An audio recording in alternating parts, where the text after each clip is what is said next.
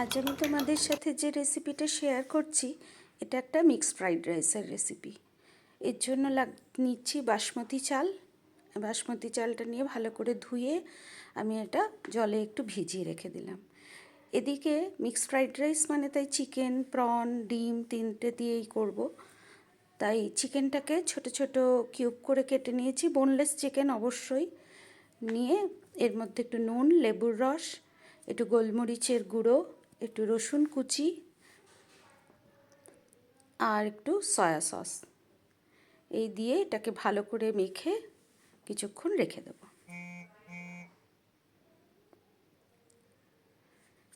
মানে ওইদিকে চালটাও ভিজছে, চালটাকেও ভিজতে দিয়ে এই 10-15 মিনিটের মতো চালটাকে ভিজতে দেব। দিয়ে এই ফাঁকে আমি এইগুলোকে ম্যারিনেট করতে রেখে দিচ্ছি।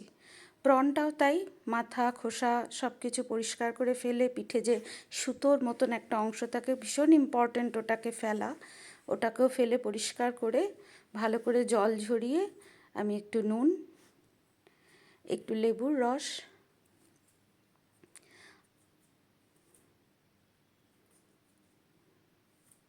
একটু গোলমরিচের গুঁড়ো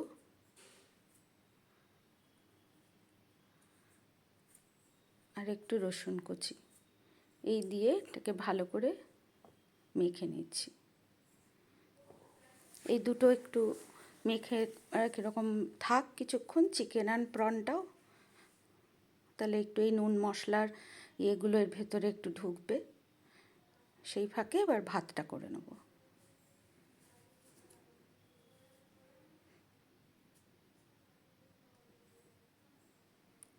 ভাতটা করব, জল নিলাম একটা পাত্রে, বেশ অনেকটাই জল নিয়েছি, কারণ আমি আজকে যে ফ্রাইড রাইসটা বানাচ্ছি আমি 500 চালের বানাচ্ছি। এর জন্য জলে আমি একটু নুন আর একটু সাদা তেল দিয়ে নিয়েছি। দিয়ে জলটা যেই ভালো করে ফুটে গেল তখন আমি চালটা অ্যাড করছি। এবার চালটা অ্যাড করার পর একটু হোয়াইট ভিনিগার দিলাম, এই 1 চামচ মতোই দিয়েছি হোয়াইট ভিনিগার। এতে কি হয়, ভাতটা খুব সুন্দর ঝরঝরে যেমন হয় আর সাদা হয়। এই যে ভাতটা আমার হয়ে এসছে, এই যে দেখলে হাতে টিপলাম ভেঙে গেল, কিন্তু চালটা দেখে মনে হচ্ছিল বেশ শক্ত গোটা, কিন্তু না, হাতে টিপে একটু যেই ভাঙলো এই রকম। এই পর্যায়ে এটাকে আমি জল ঝরিয়ে নিলাম। এবার এদিকে কড়াইতে একটু তেল দিয়ে চিকেনটাকে ভেজে নিই। এবার এই যে রান্নাটা করছি পুরোটাই আমি কিন্তু গ্যাসের ফ্লেম মানে হাইতে রেখে আমি রান্নাটা করছি।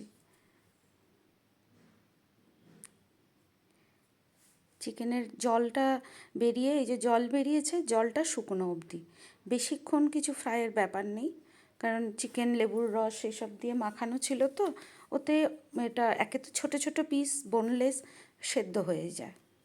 কারণ চিকেন প্রন এগুলো বেশি ভাজা যায় না, তাহলে শক্ত রাবারের মতন হয়ে যাবে। সেই জন্যই গ্যাসের ফ্লেম বাড়িয়ে রেখেই এগুলোকে ভেজে নিতে হবে। জল বেরোলে জলটুকু শুকনো অবধি, ব্যাস।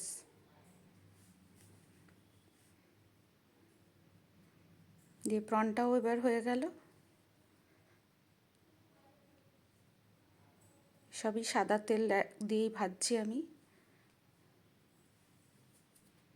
প্রনটাও ভাজা হয়ে গেছে, এবার আমি ডিমটাকে রেডি করে নিই। আমি 500 চালের করব বলে আমি 4টে ডিমের আজকে ভুর্জি করে নেব। 4টে ডিমের মধ্যে একটু গোলমরিচ আর একটু নুন দিয়ে এটাকে ভালো করে ডিমটা ফেটিয়ে এটাকে ডিমের ভুর্জি করে নেব। জন্য আবার কড়াইতে আমি একটু সাদা তেল দিলাম, দিয়ে ডিমটাকে এবার ভুর্জি করে নিচ্ছি। এই ডিশটা তো বেশ পপুলার এবং ভীষণ সবারই পছন্দের, বাচ্চারা থেকে শুরু করে বড়রা সবাই খুব পছন্দ করে মিক্সড ফ্রাইড রাইস।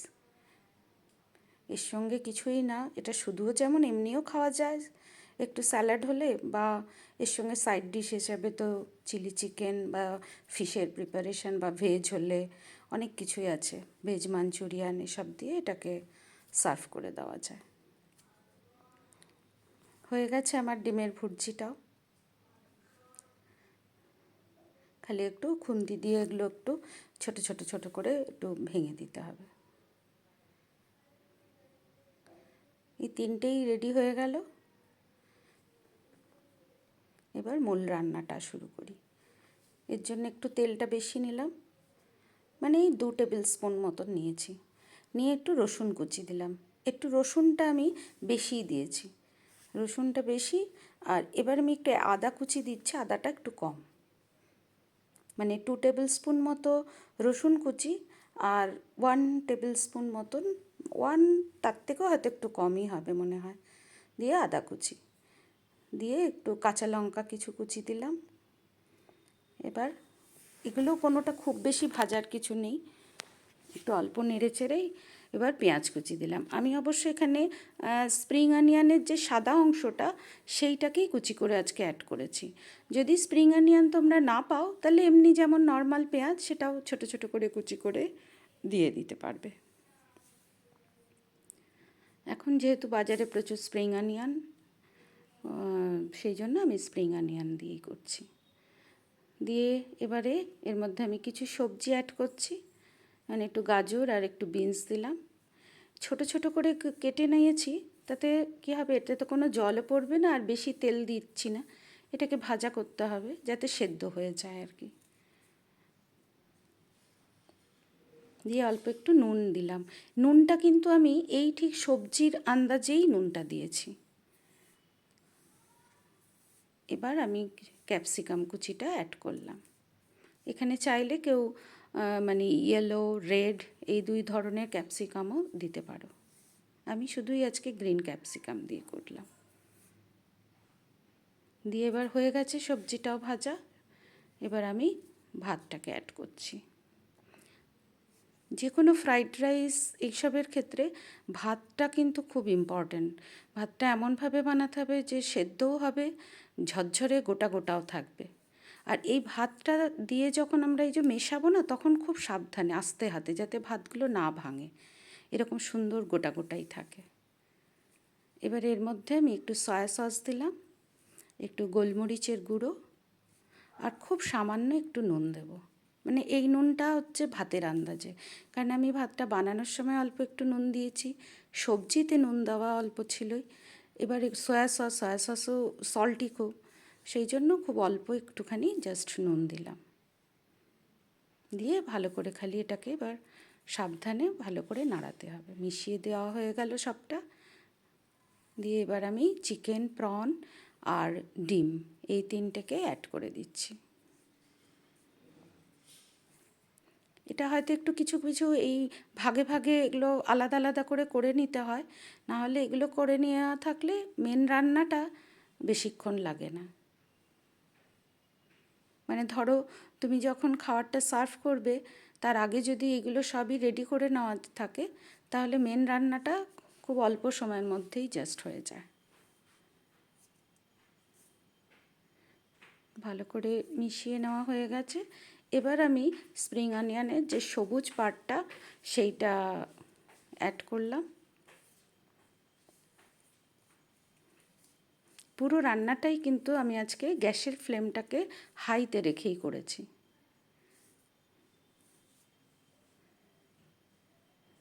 হয়েই এসছে রান্না আমার। এবার আমি এটা ভালো করে যেই মেশানো হয়ে গেছে, এবার গ্যাসের ফ্লেমটাকে আমি বন্ধ করে দিলাম। কমপ্লিট। এবার সার্ভ করার পালা।